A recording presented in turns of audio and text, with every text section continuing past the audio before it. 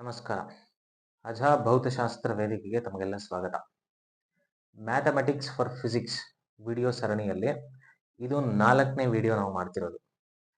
Last ವಿಡಿಯೋದಲ್ಲಿ differential calculus ಬಗ್ಗೆ ನೋಡಿದ್ವಿ. ಇವತ್ತು ಇಂಟಿಗ್ರಲ್ ಕ್ಯಾಲ್ಕುಲಸ್ ಅಂದ್ರೆ ಏನು, ಮತ್ತೆ ಅದರಲ್ಲಿ ಫಿಸಿಕ್ಸ್ ಅಪ್ಲಿಕೇಶನ್ಸ್ ಏನೇನಿದೆ, ಅದನ್ನ ಫಿಸಿಕ್ಸ್ ಅಲ್ಲಿ ಹೇಗೆ ಬಳಸಬಹುದು ಅನ್ನೋದನ್ನ ನೋಡೋಣ. ಈಗ ಇಂಟಿಗ್ರಲ್ ಕ್ಯಾಲ್ಕುಲಸ್ ಹೋಗೋಕ್ಕಿಂತ ಮುಂಚೆ ಇಲ್ಲಿ ಒಂದು ಗ್ರಾಫ್ ಅನ್ನ ಬರ್ಕೊಂಡಿದ್ದೀನಿ. ವೈ ಆಕ್ಸಿಸ್ ಅಲ್ಲಿ ಪೊಸಿಷನ್ ಇದೆ, ಎಕ್ಸ್ ಆಕ್ಸಿಸ್ ನಲ್ಲಿ ಟೈಮ್ ಇದೆ. ಯಾವುದೋ ಒಂದು ಬಾಡಿಯ position with respect to time ಯಾವ ರೀತಿ ವೇರಿ ಆಗ್ತಿದೆ ಅನ್ನೋದನ್ನ ನಾನು ಇಲ್ಲಿ ಗ್ರಾಫ್ ಅಲ್ಲಿ ರೆಪ್ರೆಸೆಂಟ್ ಮಾಡಿದ್ದೀನಿ. This is nothing but linear variation. ಈ change of position with respect to time, ಈ D X by D T, that is nothing but slope of this graph is equal to velocity. ಇದನ್ನ ನಾವು already discuss ಮಾಡಿದೀವಿ. ಈಗ ಅದೇ ತರ ಈ ಒಂದು ಬಾಡಿ ಮೂವ್ ಆಗುವಾಗ ವೆಲಾಸಿಟಿ ವರ್ಸಸ್ ಟೈಮ್ ಗ್ರಾಫ್ ಅನ್ನ ನಾವೇನಾದ್ರೂ ಪ್ಲಾಟ್ ಮಾಡಿದ್ರೆ, ಆ ಗ್ರಾಫ್ ಅಲ್ಲಿ ನಮ್ಗೆ ಏನಾದ್ರೂ ಲೈನ್ ಈ ತರ straight line parallel to time axis ಬಂದಿದೆ ಅಂತಂದ್ರೆ, velocity of the body is always constant but time is running. ನಾವೇನಾದ್ರೂ ಈ ಲೈನ್ ನ ಕೆಳಗಡೆ ಇರುವಂತ ಈ ಏರಿಯಾವನ್ನ ಕ್ಯಾಲ್ಕುಲೇಟ್ ಮಾಡಿದ್ರೆ, ಅಂದ್ರೆ ವಿ ಟಿ ಗ್ರಾಫ್ ನಲ್ಲಿ ವೆಲಾಸಿಟಿ ಟೈಮ್ ಗ್ರಾಫ್ ನಲ್ಲಿ area below the line calculate ಮಾಡಿದ್ರೆ, ಆ ಏರಿಯಾ ಡಿಸ್ಪ್ಲೇಸ್ಮೆಂಟ್ ಗೆ ಈಕ್ವಲ್ ಆಗಿರುತ್ತೆ. ಹೇಗೆ? ನಮಗ್ ಗೊತ್ತಿರೋ ಪ್ರಕಾರ area is equal to length into breadth. Length ನ ಏನಂತ ಹೇಳ್ಬೋದು? I will take length of this area as, ಅಂದ್ರೆ ಇಲ್ಲಿಂದ ಇಲ್ಲಿವರೆಗೆ ಲೆಂತ್ ನ ತಗೋತೀವಿ. So look it this. ಈ ಲೆಂತ್ ಬೇಕು ಅಂತಂದ್ರೆ ವಿ ಆರ್ ಕ್ಯಾಲ್ಕುಲೇಟಿಂಗ್ ವೆಲಾಸಿಟಿ. ಈಗ ಲೆಂತ್ ಆಫ್ ದಿಸ್ ರೆಕ್ಟಾಂಗಲ್ ಬೇಕು ಅಂದ್ರೆ ದಿಸ್ ಮೈನಸ್ ದಿಸ್ ಮಾಡ್ಕೋಬೇಕು. This will give you change in velocity ಅಥವಾ ವೆಲಾಸಿಟಿಯನ್ನ ಕೊಡುತ್ತೆ. So velocity multiplied by breadth. Breadth ಅಂತಂದ್ರೆ ಈ ಡಿಸ್ಟೆನ್ಸ್. ಈ ಡಿಸ್ಟೆನ್ಸ್ ಟೈಮ್ ಅನ್ನ ಮೆಜರ್ ಮಾಡ್ತಾ ಇದೆ. ಸೊ ದೇರ್ ಫಾರ್ ಟಿ ಅಂತ ಬರ್ಕೊಂಡೆ. So velocity is equal to displacement by time taken. So therefore displacement is equal to velocity into time taken. So therefore area ಬೇಕು ಅಂತಂದ್ರೆ velocity into time ಈ graph ಅಲ್ಲಿ ಸಿಗ್ತಾ ಇದೆ. This is nothing but displacement. Displacement ನ S ಅಂತ represent ಮಾಡ್ತೀವಿ. ಈಗ what if velocity is changing, ಅದನ್ನ ಇಲ್ಲಿ ಮತ್ತೆ ಒಂದು ಗ್ರಾಫ್ ಅನ್ನ ಬರ್ಕೊಂಡಿದ್ದೀನಿ. ವೆಲಾಸಿಟಿ ವರ್ಸಸ್ ಟೈಮ್ ಗ್ರಾಫ್, ಯಾವುದೋ ಒಂದು ಬಾಡಿ ಮೂವ್ ಆಗುವಾಗ. ಬಟ್ ಇಲ್ಲಿ change of velocity with respect to time ನ ನೀವು ಅಬ್ಸರ್ವ್ ಮಾಡಿದ್ರೆ, ಈ ಗ್ರಾಫ್ ನಮ್ಗೆ ಒಂದು ರೆಗ್ಯುಲರ್ ಶೇಪ್ ನಲ್ಲಿ ಬಂದಿಲ್ಲ, ಇರ್ರೆಗ್ಯುಲರ್ ಶೇಪ್ ನಲ್ಲಿ ಬಂದಿದೆ. ಸೊ ವೆಲಾಸಿಟಿ ಟೈಮ್ ಜೊತೆ ಸ್ಮೂತ್ ಆಗಿ ವೇರಿ ಆಗ್ತಾ ಇದೆ. ಈಗ ಏರಿಯಾ ಬಿಲೋ ದಿಸ್ ಲೈನ್ ನ ಕ್ಯಾಲ್ಕುಲೇಟ್ ಮಾಡ್ಲಿಕ್ಕೆ ಅಷ್ಟು ಸುಲಭ ಇಲ್ಲ. Because area below the line is not in regular shape. ಅಂದ್ರೆ ರೆಕ್ಟಾಂಗಲ್ ತರನೋ, ಟ್ರಯಾಂಗಲ್ ತರನೋ, ಅಥವಾ ಸ್ಕ್ವೇರ್ ಶೇಪ್ ನಲ್ಲೋ, ನೌನ್ ಶೇಪ್ ನಲ್ಲಿ ಈ ಏರಿಯಾ ಕಾಣಿಸ್ತಾ ಇಲ್ಲ. ಇಂಥ ಟೈಮಲ್ಲಿ ನಾವೇನ್ ಮಾಡ್ತೀವಿ? We will divide this entire area into number of strips. ಅಂದ್ರೆ ಪಟ್ಟಿಗಳ ರೀತಿ ಅದನ್ನ ಡಿವೈಡ್ ಮಾಡ್ತಾ ಹೋಗ್ತೀವಿ. ಸೇ ಫಾರ್ ಎಕ್ಸಾಂಪಲ್, ಈಗ ಇಲ್ಲಿಂದ ಶುರುವಾದ್ರೆ ಇಲ್ಲಿಂದ ಇಲ್ಲಿವರೆಗೆ ಒಂದು ಏರಿಯಾ ಸಿಕ್ಕಿದೆ. ಈಗ ನೋಡಿ, ಎರಡು ಚಿಕ್ಕ ಏರಿಯಾಗಳು ಸಿಕ್ಕಿದೆ. ಇದೇ ತರ ಈ T1 ಇಂದ ಹಿಡಿದು ಈ ಕೊನೆಯವರೆಗೂ, ಇಲ್ಲಿಯವರೆಗೂ ನಾವು ಒಟ್ಟಾರೆ ಏರಿಯಾವನ್ನ ನಂಬರ್ ಆಫ್ ಪಾರ್ಟ್ಸ್ ಆಗಿ ಡಿವೈಡ್ ಮಾಡಿಬಿಡ್ತೀವಿ ಈ ರೀತಿ. ಸೊ ಒಂದೊಂದು ಸ್ಟ್ರಿಪ್ ಕೂಡ, ಒಂದೊಂದು ಭಾಗ ಕೂಡ ಈಗ ರೆಗ್ಯುಲರ್ ಶೇಪ್ ನಲ್ಲಿ ನಮಗೆ ಸಿಗ್ತಾ ಇದೆ. ಟ್ರೆಪೀಸಿಯಂ ಶೇಪ್ ನಲ್ಲಿ ಅಥವಾ ರೆಕ್ಟಾಂಗಲ್ ಶೇಪ್ ನಲ್ಲಿ ನನಗೆ ಇಲ್ಲಿ ಏರಿಯಾಗಳು ಸಿಗ್ತಾ ಇದೆ. ಸೊ ಈಗ area below this line calculate ಮಾಡೋದು ಬಹಳ ಸುಲಭ ಆಗಿದೆ. Sum of all these area gives you the total area below the line, and that total area will give us displacement of the body. Anyway, ಹಾಗಾದ್ರೆ ಟೋಟಲ್ ಏರಿಯಾವನ್ನ ಹೇಗೆ calculate ಮಾಡೋದು? ಇಲ್ಲಿ total ಏರಿಯಾವನ್ನ ಎ ಅಥವಾ ಕ್ಯಾಪಿಟಲ್ ಎ ಅಂತ represent ಮಾಡ್ತೀನಿ, which is equal to summation of all the small areas. ಇಲ್ಲಿ ಸ್ಮಾಲ್ ಏರಿಯಾವನ್ನ ಡೆಲ್ಟಾ ಎ ಅನ್ನುವಂತ ಲೆಟರ್ ಇಂದ ನಾನು ರೆಪ್ರೆಸೆಂಟ್ ಮಾಡ್ತೀನಿ. ಇಫ್ ಸಪೋಸ್ ಇಲ್ಲಿ ನೋಡಿ, ನಾನು ಡೆಲ್ಟಾ ಎ ಅಂತ ತಗೊಂಡ್ರೆ, ಸೇ ಫಾರ್ ಎಕ್ಸಾಂಪಲ್ ಇಲ್ಲಿಂದ ಇಲ್ಲಿವರೆಗೆ ಎಷ್ಟೋ ಒಂದಷ್ಟು ಟೈಮ್ ಇಂಟರ್ವಲ್ ಇದೆ, ಇದನ್ನ ಡೆಲ್ಟಾ ಟಿ ಅಂತ ಕರೀತೀವಿ. ಇಲ್ಲಿ ಶೇಡ್ ಮಾಡಿರುವಂತ ಏರಿಯಾವನ್ನ ನಾನಿಲ್ಲಿ ಡೆಲ್ಟಾ ಎ ಅಂತ ತಗೊಂಡಿದ್ದೇನೆ. ನಾವು assume that this delta T is approaching 0, ಅಂದ್ರೆ ತುಂಬಾ ಸ್ಮಾಲ್ ಇದೆ ಅಂತ ತಿಳ್ಕೊಂಬಿಡಿ. ಇಫ್ ಸಪೋಸ್ ಈ ಟೈಮ್ ಇಂಟರ್ವೆಲ್ ಏನಾದ್ರೂ ತುಂಬಾ ಸ್ಮಾಲ್ ಆದ್ರೆ ನಮ್ಗೆ ನಂಬರ್ ಆಫ್ ಪಾರ್ಟ್ಸ್, ಅಂದ್ರೆ ನಂಬರ್ ಆಫ್ ಏರಿಯಾಗಳು, ನಂಬರ್ ಆಫ್ ಸ್ಟ್ರಿಪ್ಸ್ಗಳು ಜಾಸ್ತಿ ಆಗ್ಬಿಡುತ್ತೆ. Because each strip is having very less width because delta t is very small, I said, approaching 0. ಅಂತ ಕೇಸಲ್ಲಿ ಇಲ್ಲಿಂದ ಇಲ್ಲಿವರೆಗೆ ಏರಿಯಾವನ್ನ ಲಾರ್ಜ್ ನಂಬರ್ ಆಫ್ ಸ್ಟ್ರಿಪ್ಸ್ ಗಳಾಗಿ ಡಿವೈಡ್ ಮಾಡ್ಬಿಡ್ತೀನಿ. ಆಗ ಸಮೇಷನ್ ವರ್ಕ್ ಆಗೋದಿಲ್ಲ. ಆಗ ಟೋಟಲ್ ಏರಿಯಾವನ್ನ ಕ್ಯಾಲ್ಕುಲೇಟ್ ಮಾಡ್ಲಿಕ್ಕೆ there is another method in mathematics which is called as total area ಹೇಗೆ ಕ್ಯಾಲ್ಕುಲೇಟ್ ಮಾಡಬೇಕು ಅಂಡರ್ ದಿಸ್ ಕೇಶನ್ ಅಂದ್ರೆ ಸಮೇಷನ್ ನ ಬಿಟ್ಬಿಟ್ಟು, ಅಂದ್ರೆ ಈ ಸಿಂಬಲ್ ನ ಬಿಟ್ಬಿಟ್ಟು, ಈ ಮೆಥಡ್ ಅನ್ನ ಬಿಟ್ಬಿಟ್ಟು we will go for another mathematical operation called as integration. So total area can be written as, ಈ ಸಿಂಬಲ್ ಅನ್ನ ಇಂಟಿಗ್ರಲ್ ಅಥವಾ ಇಂಟಿಗ್ರೇಷನ್ ಅಂತ ಓದಬೇಕು. Integration of all the small areas. ಇಲ್ಲಿ ಸ್ಮಾಲ್ ಏರಿಯಾಸ್ ಅನ್ನ ಡಿ ಎ ಅಂತ ತಗೋತೇನೆ. So when delta T approaches to 0 ಅಂದ್ರೆ ವೆರಿ ಸ್ಮಾಲ್ ಆದ್ರೆ delta A becomes or it becomes dA ಆಗುತ್ತೆ. ಓಕೆ, ಸೊ ಇದನ್ನ ನಾವು ಇಂಟಿಗ್ರೇಷನ್ ಅಂತ ಕರೀಬೇಕು. ಸೊ ಈಗ ಡಿಫ್ರೆನ್ಸಿಯೇಷನ್ಗೂ ಇಂಟಿಗ್ರೇಷನ್ಗೂ ವ್ಯತ್ಯಾಸ ಇಲ್ಲಿ ಬಹಳ ಸ್ಪಷ್ಟವಾಗಿ ನಿಮಗೆ ಗೊತ್ತಾಗಿರ್ಬೇಕು. ಡಿಫ್ರೆನ್ಸಿಯೇಷನ್ ಏನ್ ಕೊಡುತ್ತೆ ಅಂತಂದ್ರೆ ರೇಟ್ ಆಫ್ ಚೇಂಜ್ ಅಥವಾ ಸ್ಲೋಪ್ ಅನ್ನ ಕೊಡ್ತಾ ಇತ್ತು.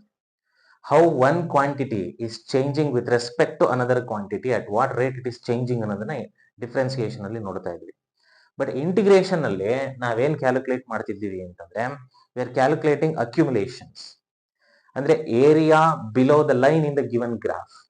Of course here also velocity is changing with respect to time, ಅಂದ್ರೆ ಒಂದು ಫಿಸಿಕಲ್ ಕ್ವಾಂಟಿಟಿ ಇನ್ನೊಂದು ಫಿಸಿಕಲ್ ಕ್ವಾಂಟಿಟಿಯ ಜೊತೆ ಚೇಂಜ್ ಆಗ್ತಾ ಇದೆ.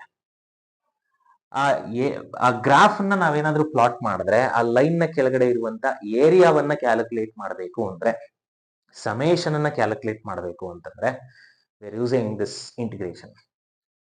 ಈಗ ನೋಡ್ಕೊಂಡೆ ಡಿ ಎ ಅಂದ್ರೆ ಏನು? D A is nothing but small area, ಅಂದ್ರೆ small strip. How to write this D A? D A is nothing but V into D T ಅಂತ ಬರೀಬಹುದು. ಅಂದ್ರೆ ಡಿ ಟಿ ಅಂತಂದ್ರೆ ಸ್ಮಾಲ್ ಚೇಂಜ್ ಇನ್ ಟೈಮ್ ಅಥವಾ small time interval. ಈ delta T ಅನ್ನೇ ನಾವು D T ಅಂತ ಬರ್ಕೊಂಡಿರುವಂತದ್ದು. Because it is very small, the small change in time ಅನ್ನ ಡಿ ಟಿ ಅಂತ ಬರ್ಕೊಂಡಿದ್ದೀನಿ. ಈಗ if this delta T is very small, ಇಲ್ಲೊಂದು ಪಾಯಿಂಟ್ ಅಂತ ಇಮ್ಯಾಜಿನ್ ಮಾಡ್ಕೊಳ್ಳಿ. ಆ ಪಾಯಿಂಟ್ ಅಲ್ಲಿ ಎಷ್ಟು ವೆಲಾಸಿಟಿ ಇರುತ್ತೆ ಅದನ್ನ ನಾವಿಲ್ಲಿ ವಿ ಅಂತ ಬರ್ಕೊಂಡಿದ್ದೀನಿ. So therefore D A is equal to V into D T. ಅವಾಗ ಈ ಈಕ್ವೇಶನ್ ಏನಾಗುತ್ತೆ ನೋಡೋಣ ಬನ್ನಿ. Area is equal to integration of this D A place ಅಲ್ಲಿ ವಿ ಇಂಟು ಡಿ ಟಿ ಅಂತ ಬರ್ಕೋಬಹುದು. ಅಂಡ್ ಇದರ ಅರ್ಥ ಏನು? V into D T is nothing but area integration of all such small areas from where to where. ಎಲ್ಲಿಂದ ಎಲ್ಲಿಗೆ ನಾವು ಈ ಸಮೇಷನ್ ಅನ್ನು ನೋಡ್ತಾ ಇರುವಂತದ್ದು? From time interval, I mean from time T1 to T2. ನಾನು ಇಂಟಿಗ್ರೇಟ್ ಮಾಡ್ತಾ ಇದ್ದೀನಿ ವೆಲಾಸಿಟಿಯನ್ನ ವಿತ್ ರೆಸ್ಪೆಕ್ಟ್ ಟು ಟೈಮ್ ಅಂತ ಹೋಗ್ಬೇಕು. ಎಲ್ಲಿಂದ ಎಲ್ಲಿವರೆಗೆ ಇಂಟಿಗ್ರೇಟ್ ಮಾಡ್ತಿದ್ದೀವಿ ಅಂದ್ರೆ ಇಲ್ಲಿಂದ ಇಲ್ಲಿಯವರೆಗೂ. ಇದನ್ನ ಲಿಮಿಟ್ಸ್ ಅಂತ ಕರೀತೀವಿ, T1 and T2. Okay, so integration of velocity with respect to time from T1 to T2 gives us the total area below this line. Therefore total area can be called as displacement. ನಾನು displacement ಅನ್ನ S ಅನ್ನೋ letter ಇಂದ represent ಮಾಡ್ತಿದ್ದೆ. So S is equal to integration from T1 to T2 VDT. So this is what we have to observe here. ಡಿಫ್ರೆನ್ಸಿಯೇಷನ್ಗೂ ಇಂಟಿಗ್ರೇಷನ್ಗೂ ಏನಿದೆ, ಒಂದು relation ಇದೆ ಅಂತ ಹೇಳಿದ್ದೆ ನಾನು. ಸೊ ಅವೆರಡು ವಿಭಿನ್ನವಾಗಿದೆ, but we can connect them. ಅವೆರಡಕ್ಕೂ ಇರುವಂತ ಡಿಫರೆನ್ಸ್ ಅನ್ನ ಸರಿಯಾಗಿ ಅರ್ಥ ಮಾಡ್ಕೋಬೇಕು. ಇಲ್ಲಿ ಸಪೋಸ್ ಯಾವುದೋ ಒಂದು ಬಾಡಿ ಮೂವ್ ಆಗ್ತಾ ಇದ್ರೆ ಅದರ ಪೊಸಿಷನ್ ಚೇಂಜ್ ಆಗ್ತಾ ಇರುತ್ತೆ with respect to time. So rate of change of position with respect to time ಅನ್ನ ವೆಲಾಸಿಟಿ ಅಂತ ಬರೀತಾ ಇದ್ದೀವಿ. ಸಪೋಸ್ ವೆಲಾಸಿಟಿಯನ್ನೇನಾದ್ರೂ ಇಂಟಿಗ್ರೇಟ್ ಮಾಡಿದ್ರೆ ವಿತ್ ರೆಸ್ಪೆಕ್ಟ್ ಟು ಟೈಮ್ ನನಗೆ ಡಿಸ್ಪ್ಲೇಸ್ಮೆಂಟ್ ಅಥವಾ ಪೊಸಿಷನ್ ಸಿಗ್ತಾ ಇದೆ. That is what you call the difference, main difference between integration and differentiation. that we can see very clearly here. So therefore, this differentiation and integrations are the reverse process.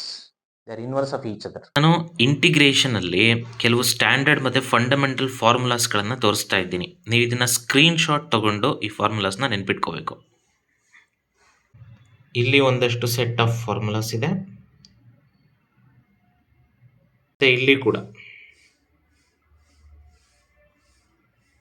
ಈಗ integration ಅಲ್ಲಿ ಎರಡು ತರದ integrations ಅನ್ನ ನಾವು ನೋಡ್ತಾ ಇದ್ದೀವಿ. ಒಂದು indefinite integral.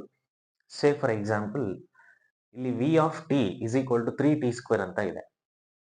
ಇಲ್ಲಿ ವಿ ಅಂತಂದ್ರೆ ವೆಲಾಸಿಟಿ.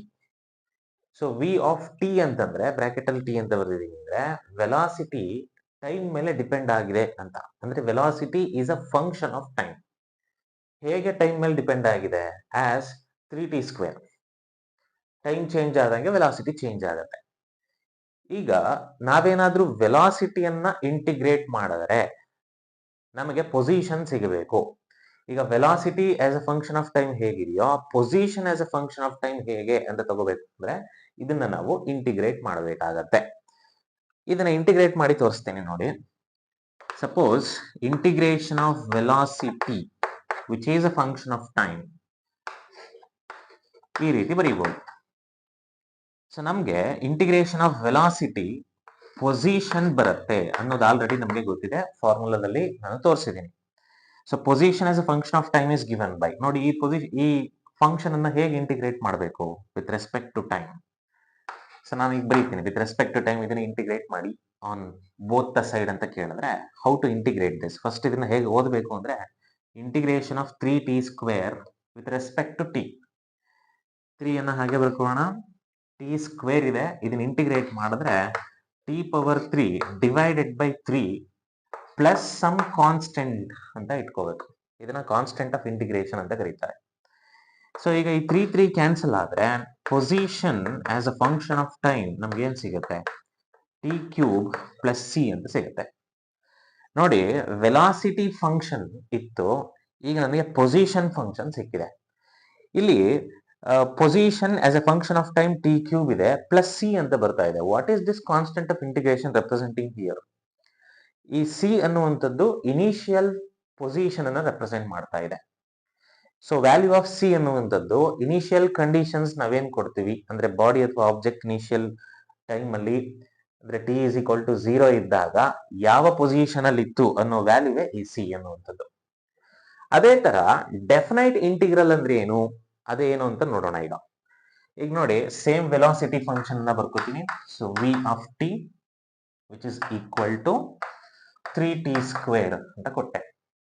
ಸೇಮ್ ವೆಲಾಸಿಟಿ ಫಂಕ್ಷನ್ ಅನ್ನು ಬರ್ಕೊಂಡಿದ್ದೀನಿ.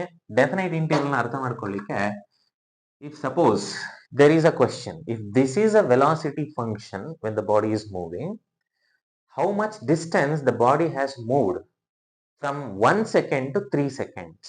ಅಂದ್ರೆ ಟೈಮ್ ಇಂಟರ್ವಲ್ ನ ಕೊಡ್ತಾ ಇದ್ದೀನಿ. t is equal to 1 second ಇಂದ 3 ಸೆಕೆಂಡ್ ಆಗೋವರೆಗೂ ಬಾಡಿ ಎಷ್ಟು ಡಿಸ್ಟೆನ್ಸ್ ಅನ್ನ ಕವರ್ ಮಾಡ್ಕೊಂಡಿದೆ ಅದನ್ನ ಫೈಂಡ್ ಔಟ್ ಮಾಡಬೇಕು. ಸೊ ವೆಲಾಸಿಟಿಯನ್ನ ಕೊಟ್ಟು ಡಿಸ್ಟೆನ್ಸ್ ಟ್ರಾವೆಲ್ಡ್ ಅನ್ನ ಕೇಳ್ತಾ ಇದ್ದಾರೆ ಅಂತಂದ್ರೆ ಅಥವಾ ಚೇಂಜ್ ಇನ್ ಪೊಸಿಷನ್ ಕೇಳ್ತಾ ಇದ್ದಾರೆ ಅಂದ್ರೆ once again we have to integrate this, but integrating between the proper limits. ಇಲ್ಲಿ ಲಿಮಿಟ್ಸ್ ಯಾವುದು? 1 second to 3 seconds. So therefore integration of velocity with respect to t, ಈ ಕಡೆ ನೀವು ಇಂಟಿಗ್ರೇಟ್ ಮಾಡಬೇಕು. So 3t² with respect to time ನಾನು ಅದನ್ನ integrate ಮಾಡ್ತಾ ಇದ್ದೀನಿ, but integrating between proper limits 1 second to 3 seconds. ಇದನ್ನ ನಾವೇನಾದ್ರೂ ಇಂಟಿಗ್ರೇಟ್ ಮಾಡಿದ್ರೆ ಡಿಸ್ಪ್ಲೇಸ್ಮೆಂಟ್ ಈಸ್ ಗಿವನ್ ಬೈ ಈ 3 ಹಾಗೆ ಇಟ್ಕೋತೀನಿ. Integration of t² is t³ multiplied by 1/3. So ನಮಗೆ ಬಂದಿರೋ ಫಂಕ್ಷನ್ಗೆ ಈಗ ಲಿಮಿಟ್ಸ್ ಅಪ್ಲೈ ಮಾಡಬೇಕು. So limit is applied from 1 ಅನ್ನ ಲೋವರ್ ಲಿಮಿಟ್ ಅಂತಾನು 3 ಅನ್ನ ಅಪ್ಪರ್ ಲಿಮಿಟ್ ಅಂತಾನು ಕರಿತೀವಿ. This is lower limit and this is upper limit. ಇಲ್ಲಿ ಪ್ಲಸ್ ಕಾನ್ಸ್ಟೆಂಟ್ ಆಫ್ ಇಂಟಿಗ್ರೇಷನ್ ಅಂತ ಬರ್ಕೊಂಡಲ್ಲ, ಆ ರೀತಿಯಲ್ಲಿ ಬರ್ಕೊಳ್ಳೋ ಹಾಗಿಲ್ಲ because we are applying limits. ಈಗ ಎನಿವೇ ಈ 3 and 3 ಆರ್ ಗೆಟಿಂಗ್ ಕ್ಯಾನ್ಸಲ್. ಈಗ ಡಿಸ್ಪ್ಲೇಸ್ಮೆಂಟ್ ಎಷ್ಟು ಸಿಗುತ್ತೆ ಅಂತಂದ್ರೆ ಲಿಮಿಟ್ಸ್ ನ ಅಪ್ಲೈ ಮಾಡಬೇಕು. ಹೇಗೆ ಲಿಮಿಟ್ಸ್ ಅಪ್ಲೈ ಮಾಡ್ತೀವಿ ಅಂತ ಹೇಳ್ಕೊಡ್ತೀನಿ ಈಗ. ಸೊ ಈ ಟಿ ಕ್ಯೂಬ್ ಇದೆ, ಈ ಟಿ ಪ್ಲೇಸ್ ಅಲ್ಲಿ 3 ಹಾಕಬೇಕು, ಅಂದ್ರೆ 3 ಆಗುತ್ತೆ. ಮೈನಸ್ ಈ ಟಿ ಪ್ಲೇಸ್ ಅಲ್ಲಿ 1 ಹಾಕೋಬೇಕು, 1/3. So 3/3 is nothing but, what is that? 3/3 is 27. 27 minus 1/3 is 1. So 27 minus 1 is 26 meters. So this is the displacement that the particle undergo from 1 second to 3 second time interval. If velocity function is this. ನೋಡಿ, ಇದು ಇಂಡೆಫಿನೈಟ್ ಇಂಟಿಗ್ರಲ್ಗೂ definite ಇಂಟಿಗ್ರಲ್ಗೂ ಮಧ್ಯೆ ಇರುವಂತ ವ್ಯತ್ಯಾಸ. ಕೊನೆಯದಾಗಿ 2 types of ಇಂಟಿಗ್ರಲ್ಸ್ಗೆ ವ್ಯತ್ಯಾಸ ನೋಡೋದಾದ್ರೆ, ಇಂಡೆಫಿನೈಟ್ integral ಅಲ್ಲಿ limits ಅಲ್ಲಿ ಇಂಟಿಗ್ರೇಷನ್ ಮಾಡೋದಿಲ್ಲ.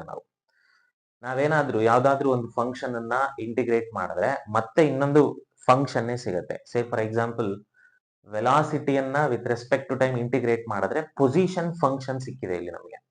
ಪೊಸಿಷನ್ಗೆ ಪರ್ಟಿಕ್ಯುಲರ್ ವ್ಯಾಲ್ಯೂ ಸಿಕ್ಕಿಲ್ಲ, ಬಟ್ ಪೊಸಿಷನ್ ಟೈಮ್ ಜೊತೆ ಹೇಗೆ ಚೇಂಜ್ ಆಗುತ್ತೆ ಅನ್ನುವಂತ ಒಂದು ಈಕ್ವೇಶನ್ ಸಿಕ್ಕಿದೆ. This is what indefinite integral. Definite integral ಅಲ್ಲಿ ಹಾಗಲ್ಲ, ಲಿಮಿಟ್ಸ್ ಅಪ್ಲೈ ಮಾಡ್ತೀವಿ, ಲಿಮಿಟ್ಸ್ ಅಪ್ಲೈ ಮಾಡಿ ವೆಲಾಸಿಟಿ ಫಂಕ್ಷನ್ ಅನ್ನ ಇಂಟಿಗ್ರೇಟ್ ಮಾಡಿದ್ರೆ ಪೊಸಿಷನ್ ನ ಪರ್ಟಿಕ್ಯುಲರ್ ವ್ಯಾಲ್ಯೂ ಸಿಕ್ಬಿಡುತ್ತೆ. ಅಂದ್ರೆ ಡಿಸ್ಪ್ಲೇಸ್ಮೆಂಟ್ ಎಷ್ಟಾಯ್ತು ಅನ್ನೋ ಒಂದು ಪರ್ಟಿಕ್ಯುಲರ್ ವ್ಯಾಲ್ಯೂ ಇಲ್ಲಿ ನಮಗೆ ಸಿಕ್ಬಿಡುತ್ತೆ. So this is what the main difference between integral,